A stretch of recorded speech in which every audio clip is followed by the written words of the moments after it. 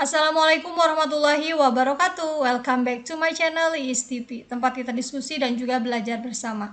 Pada video kali ini aku mau berbagi soal pretest PPG khususnya untuk guru kelas SD untuk kompetensi profesional atau bidang studi muatan pelajaran bahasa Indonesia di bagian yang pertama.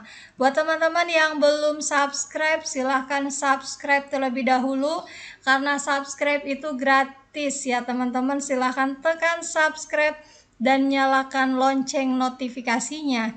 Jadi ketika aku upload video terbaru akan ada pemberitahuan ke teman-teman semua. Kita lanjut.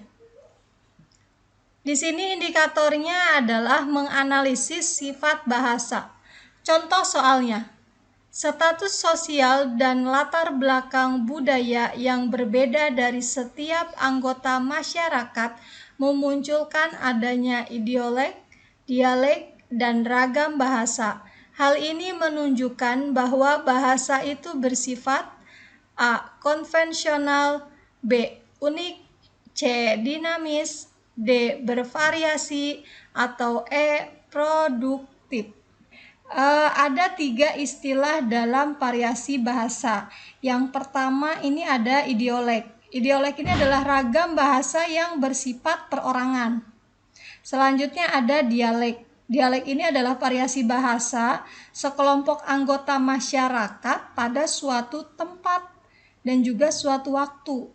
Dan yang terakhir ada yang namanya ragam bahasa. Jadi variasi bahasa yang digunakan dalam situasi tertentu atau ragam baku dan juga ragam tidak baku. Nah, munculnya variasi bahasa tersebut menunjukkan bahwa bahasa itu bersifat bervariasi. Jawabannya adalah opsi D. Kita lanjut ke soal yang kedua. Indikatornya menganalisis fungsi bahasa.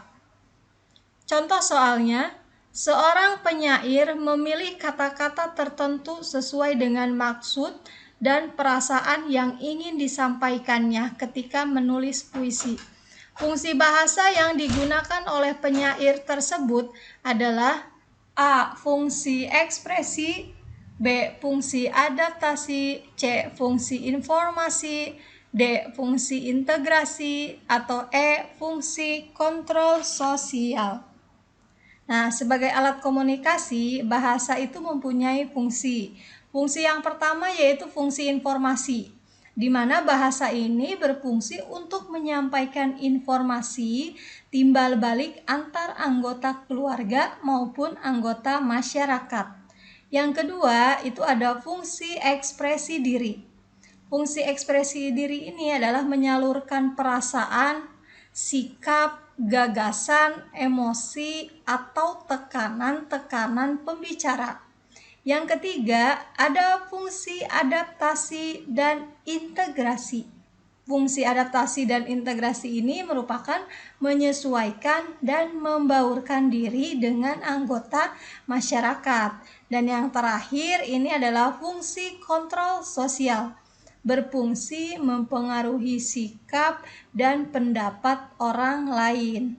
Oleh karena itu, ketika penyair memilih kata-kata yang sesuai dengan maksud dan perasaannya, tergolong ke dalam pemakaian bahasa yang memiliki fungsi ekspresi. Jawabannya adalah opsi A. Soal selanjutnya, indikatornya adalah mengidentifikasi pemerolehan bahasa.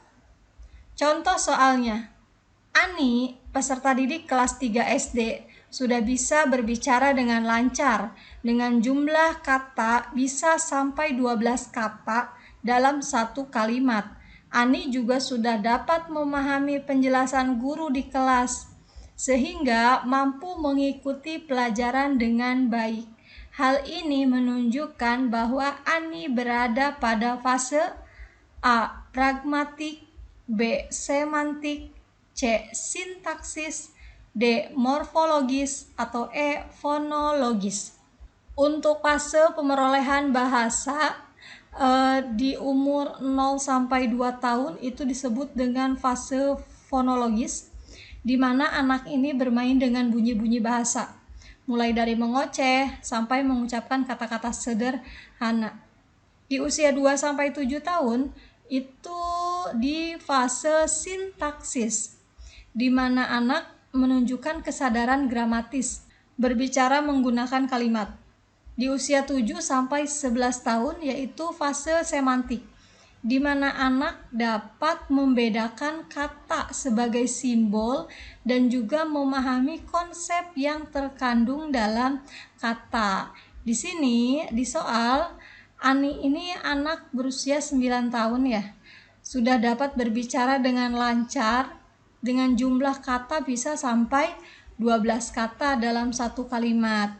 Juga dapat memahami konsep yang terkandung dalam kata-kata yang disampaikan oleh guru. Oleh karena itu, Ani berada pada fase semantik. Jawabannya adalah opsi B.